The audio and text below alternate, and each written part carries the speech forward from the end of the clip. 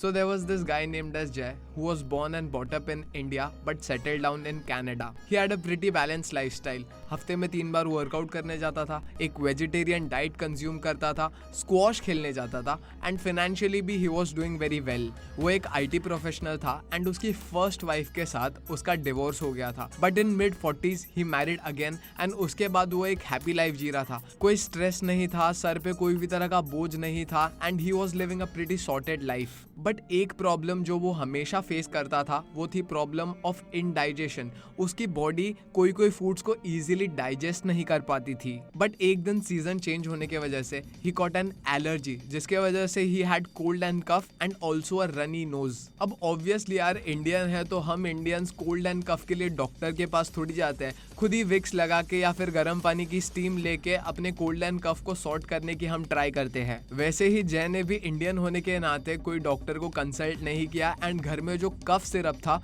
उसे कंज्यूम किया एंड 2 दिन के बाद उसकी सर्दी बंद भी हो गई बट कफ बंद नहीं हुआ. अब एज यूजुअल कफ पे इतना कौन ध्यान देता है एंड 2 हफ्ते तक जय ने अपने कफ पे जरा भी ध्यान नहीं दिया एंड लाइफ नॉर्मली चलती गई. बट 2 हफ्ते बाद जय की वाइफ ने उसके नेक के ऊपर एक छोटा सा लंप ऑब्जर्व किया एंड वो लंप को इग्नोर करने के 2 या 3 दिन बाद जय के हर बॉडी पार्ट पे वो लंप आ गए थे. उसके आर्मपिट्स पे, उसके ग्रोइन रीजन पे एंड उसकी फुल बॉडी पे वो लंप्स बढ़ गए थे एंड जिसके बाद तुरंत उसे डॉक्टर के पास ले जाया गया एंड डॉक्टर्स ने बायोप्सी रिपोर्ट निकाली जिससे पता चला कि जय वो सफरिंग फ्रॉम हॉजकिंस लिम्फोमा कैंसर. अब इसमें एग्जैक्टली होता क्या है कि आपकी बॉडी में एक्सेस व्हाइट सेल्स प्रोड्यूस होना चालू होते हैं जिसके कारण आपकी बॉडी के ऊपर स्वेलिंग आ जाती है एंड डॉक्टर्स ने इमीडिएटली सजेस्ट किया कि जय को रेडिएशन एंड कीमोथेरेपी के सेशंस चालू करने चाहिए क्योंकि कैंसर धीरे धीरे चेस्ट में भी स्प्रेड हो रहा था. तो जय ने सेकंड ओपिनियन के लिए वेलनेस सेंस के ऑथर ओम स्वामी को कॉल लगाया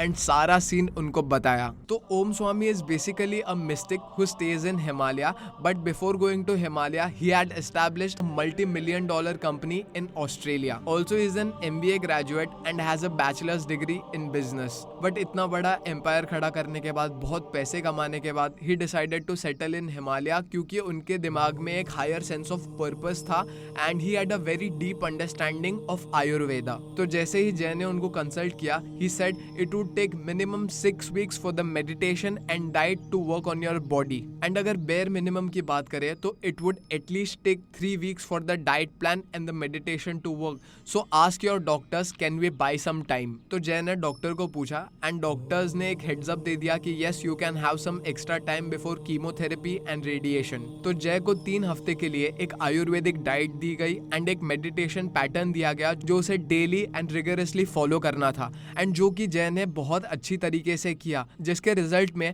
3 हफ्ते बाद उसकी बॉडी के ऊपर जितने भी सारे लंप्स थे वो ऑलमोस्ट गायब हो गए थे एंड उसका कोल्ड एंड कफ भी बंद हो गया था. सो 3 हफ्ते बाद अगेन जय ने अपने बायोप्सी रिपोर्ट्स कराए एंड उसके अंदर पता चला कि जय का जो कैंसर है वो 95% से रिड्यूस हो गया है. Isn't it crazy? But doctors ने रेकमेंड किया ये जो 5% चांसेस है इसको भी इरेडिकेट करने के लिए एक लाइट कीमोथेरेपी कर लेते हैं जिसके लिए ओम स्वामी ने एक हेड्स अप दिया एंड ड्यूरिंग द प्रोसेस वो स्टिल मेडिटेशन रूटीन एंड अपनी आयुर्वेदिक डाइट फॉलो कर रहा था जिसके वजह से कीमोथेरेपी के सेशन के दौरान भी जय ने अपने सारे हेयर्स को रिटेन किया एंड उल्टा वेट कम होने के बजाय जय ने वेट गेन कर लिया था and it's been 10 years since जय हैड द प्रॉब्लम एंड अभी वो एक हैप्पी और एक सेशिएटेड लाइफ जी रहा है. अब डॉक्टर्स यूजुअली क्या करते हैं, डॉक्टर्स जो सुपरफिशियल प्रॉब्लम होते हैं उसको इरेडिकेट करने पे ध्यान देते हैं बट आयुर्वेदा क्या करता है, आयुर्वेदा रूट कॉज में जाता है एंड जड़ से प्रॉब्लम को इरेडिकेट करने की ट्राई करता है सो दैट वो प्रॉब्लम वापस से ना आए.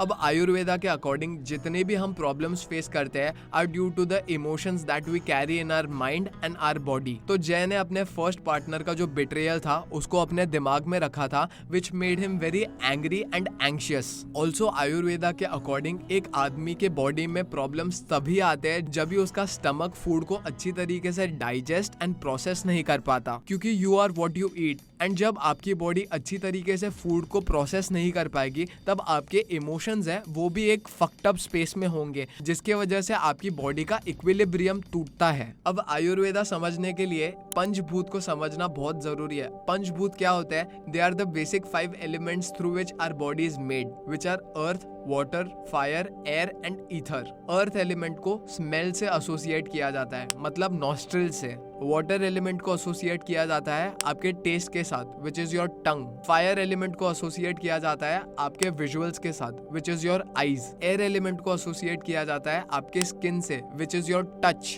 एंड ईथर एलिमेंट को एसोसिएट किया जाता है bye hearing, which is your ears. अगर आपको मेंटली एंड फिजिकली फिट रहना है एंड आपको एक बैलेंस्ड लाइफ जीनी है तो आपको ये सारे ही एलिमेंट को प्योरीफाई करना चाहिए। क्या आपको पता है your hairs, nails, flesh and bones are made up of earth element. And to be honest, बाकी सारे एलिमेंट्स के कंपैरिजन में अर्थ एलिमेंट वाले लोग थोड़े से स्टेबल माइंडेड होते हैं। उनकी हाइट थोड़ी सी शॉर्ट होती है एंड उनका स्ट्रक्चर थोड़ा सा हैवी होता है। आपका urine, blood, semen and stools are governed by the water element. अगर आपका वाटर एलिमेंट इम्प्योर है तो आप रिप्रोडक्टिव ऑर्गन्स में डिजीज डेवलप कर सकते हो। आपके hunger, thirst, sleep and fatigue को फायर एलिमेंट गवर्न करता है। Your breathing activities are governed by the air element. जब आपके इनहेलेशन एंड एक्सहेलेशन प्रोसेस में प्योरिटी नहीं होती तब आपको ब्रेन रिलेटेड बीमारियां होती है। And finally greed, anger and attachment को आपके ईयर्स गवर्न करते हैं। तो आयुर्वेदा में majorly earth, water and fire पे ज्यादा फोकस किया जाता है। अब ये तो हो गई एलिमेंट्स की बात, बट क्या आपको पता है हमारे ह्यूमन बॉडी में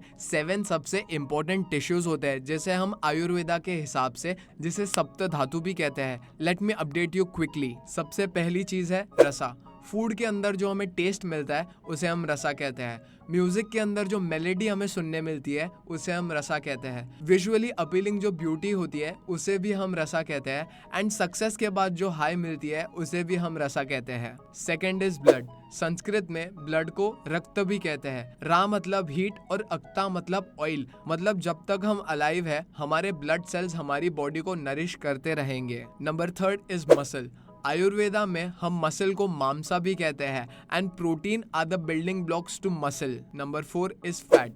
आयुर्वेदा में फैट को मेडा भी कहते हैं एंड मेडा का मेन काम ये होता है कि वो हमारे जॉइंट्स को लुब्रिकेट करे। Number 5 bones. हम आयुर्वेदा में बोन्स को अष्टि कहते हैं। एंड आपको एक मैं फन फैक्ट बताता हूँ, हमारे जो ये टीथ है they are also considered to be bones. Number 6 marrow. Marrow is also called as majja in Ayurveda. मज्जा मतलब मज्जानी लाइफ वाला मजा नहीं, दूसरा वाला मजा। And it is basically at the centre of every bone and वो सारे बोन्स को प्रोटेक्ट करता है। And last but not the least is shukra. Shukra means semen according to ancient wisdom. So I think ये वीडियो बनाते बनाते मैंने आयुर्वेदिक एंशिएंट विजडम के हिसाब से ह्यूमन बॉडी के बारे में काफ़ी कुछ सीखा एंड आई होप आपने भी सीखा होगा। मेरे को अभी रिसेंटली बहुत इंटरेस्ट आ गया था आयुर्वेदा में, तो मैंने द वेलनेस सेंस पढ़ना चालू किया by Swami Om. And let me tell you, ये बुक बहुत ही ईजी लैंग्वेज में है, तो मैंने सोचा कि अगर मैं पढ़ रहा हूँ तो उसके साथ उसका कंटेंट भी बनाता हूँ ताकि आप लोग जिनके पास पढ़ने का टाइम नहीं हो उनका भी बेनिफिट हो जाए। तो अगर आपको चाहिए कि मैं ये सीरीज कंटिन्यू करूँ एंड नेक्स्ट वीडियो में आपको बताऊँ कि एक आयुर्वेदिक पर्सपेक्टिव से आपको क्या डाइट कंज्यूम करनी चाहिए बुक के अकॉर्डिंग, तो प्लीज़ मेरे को कॉमेंट सेक्शन में बताना। एंड अभी आपके स्क्रीन पे एक वीडियो पॉप कर रहा होगा, प्लीज़ उसके ऊपर क्लिक करो, उसके अंदर बहुत वैल्यूएबल इन्फॉर्मेशन है। अपने आप को एडुकेट करो एंड अपनी लाइफ को बेटर बनाओ। मिलते हैं अगले वीडियो में। Until next time, peace out.